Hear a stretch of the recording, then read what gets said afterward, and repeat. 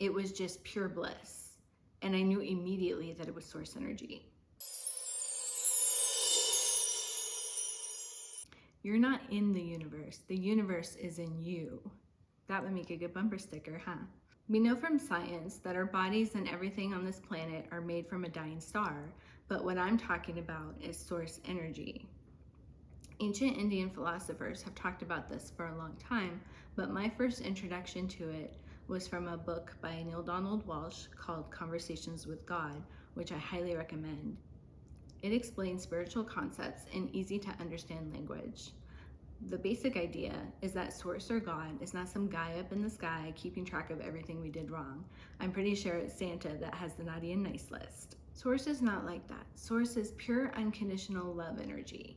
It's formless, infinite, and inside everything because it is everything. You are not part of it, you are it.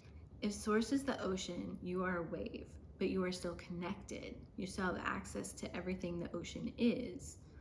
It's one thing to know that. It's another thing entirely to experience it. This happened to me. One night I was dreaming and my dream was completely interrupted. And I was taken kind of out of dreamland and it didn't really feel like a place, but more of a state. And it was just pure bliss. And I knew immediately that it was source energy. It was the strongest, most blissful energy I have ever experienced any time in my life.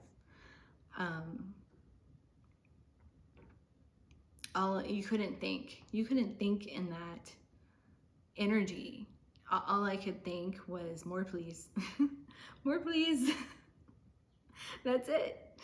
You couldn't really think.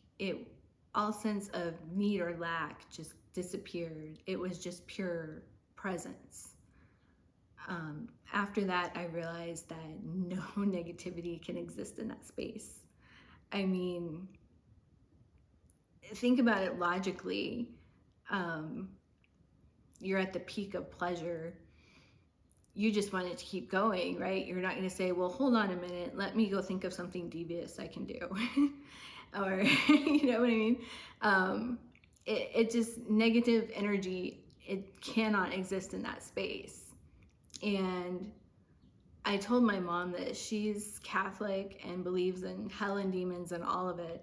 And she didn't really have an answer for that one, which I don't blame her. It is hard when you've grown up with beliefs your whole life to just suddenly not believe that. So I get it. But I'm telling you, there's nothing to fear. I found out that experience actually has a name. It's called Ananda. Hopefully I'm pronouncing that correctly. But I thought that was so funny because my name is Amanda and it's like one letter removed.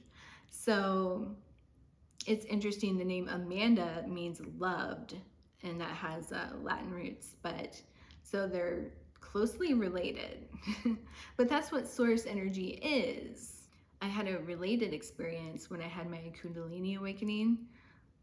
That energy was really intense as well, and there were just waves of pleasure at the initial experience, and then the following days that energy stayed, and it was a little less intense, but it was still there. And I would describe it as like when you're completely relaxed and you're like when you're getting a massage and you're just completely relaxed and you just want it to keep going on and on. It's kind of like a warm energetic hug, I would call it. And I just wanted to lie in bed and just bask in that energy. It was so nice. It kind of had this vibration to it, kind of like a buzzing. I don't know how to explain it, but it was really nice. I literally just lie in bed and just like, so nice. That energy is what everything is made of and is always accessible. So for example, if I'm having a bad day, I always ask for that warm energetic hug and it always comes and I can feel it. And Crystals actually will give you that energy too. If you hold a crystal, you'll start to feel those waves. If you can feel energy, because crystals can enhance that energy. So some crystals, like especially rose quartz, that one I really feel it.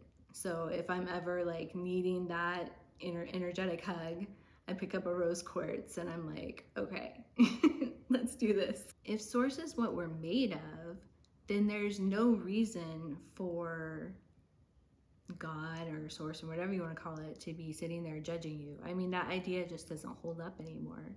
It's not watching you fail, it's expressing itself through you, through every moment. Source is having these experiences through each of us. We're the same energy, just expressed in different forms.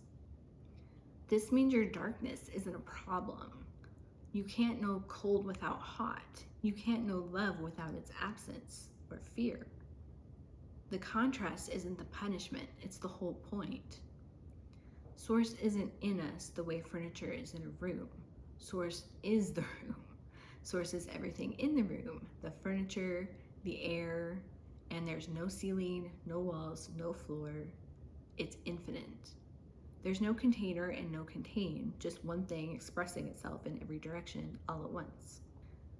And because there's no separation, there's no time and space like we experience it here. So there's no here or there or before and after. And that might hurt your brain a little bit, but bear with me. You are not a human being trying to go back to something that's sacred. You are that sacred thing. You're just having a human experience so you can know yourself. I know all this, I understand it, I've experienced that blissful state, and yet sometimes I get sucked back into the play called Earth. Bills show up, health crisis happens, my cat's driving me nuts, things happen, and it's okay because that's the design. You forget and then you remember again and then you forget again, and it's a cycle. But the more that you can remember and come back to that knowledge, the more peaceful things are in your life and the better you are at handling things when life does go sideways and throw us some curveballs.